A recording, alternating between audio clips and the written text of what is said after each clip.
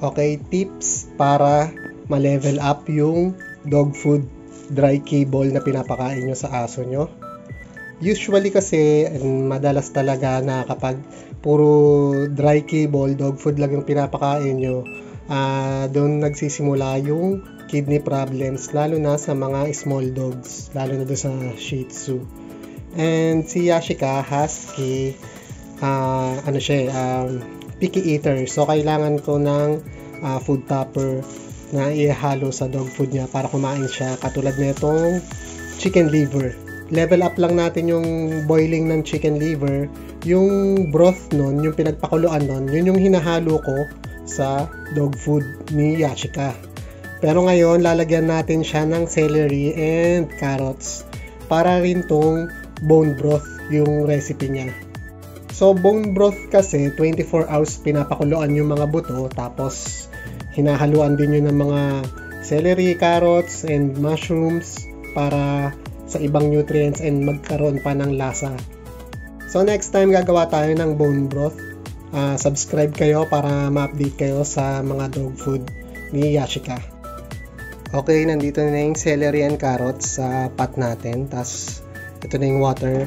Then, mag-add din tayo ng apple cider vinegar.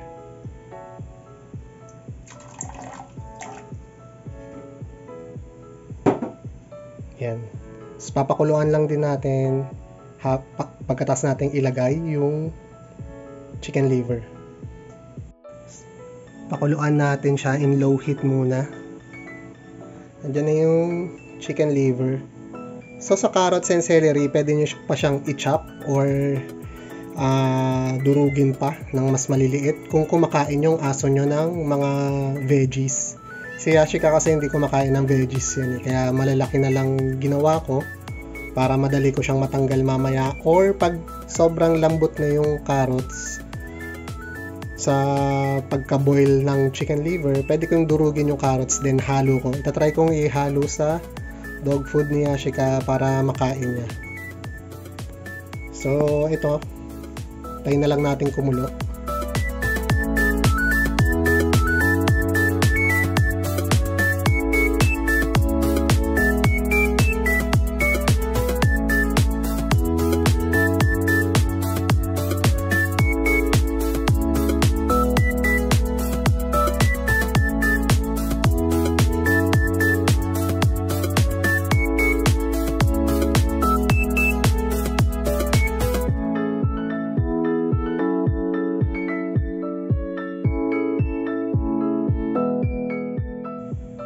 And ito na yung chicken liver. Naglagay na rin ako. Itatry ko rin na haluan ng carrots and celery. So, nag-chop ako ng mga maliliit na celery and carrots.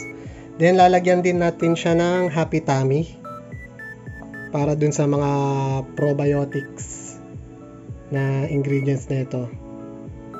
And Silky Fur para sa mga omega fatty acids. Lalagyan ko rin siya. Tapos, haluan natin siya ng broth, yung pinagpakuluan ng chicken liver na may carrots and celery para maging hydrated itong kibble natin. So, kung wala kayong pang broth, pwede naman tubig, pero mas okay kung broth, bone broth, or itong pinagpakuluan ng chicken liver. So, next time gagawa tayo ng bone broth. So, importante talaga maging hydrated tong mga dog food ng aso nyo.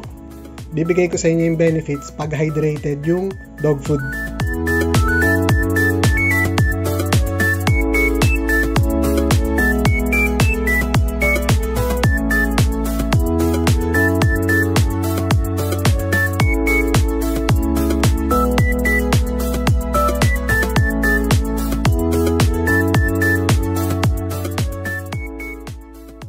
Ayan, na-mix na yung dog food, carrot, celery, and mash na rin yung chicken liver. Lalagyan na natin ng bone broth. May broth na pala nung chicken liver. So, hydrated na yung ating kibble. Tapos, lagay na natin tong Happy Tummy and Silky Fur. Kuha lang tayo ng tig-isa. So, ito yan, no? Durugin lang natin. Halo natin dyan. Happy Tummy para sa gut health ng aso natin. Then Silky Fur, pampaganda ng fur ng aso.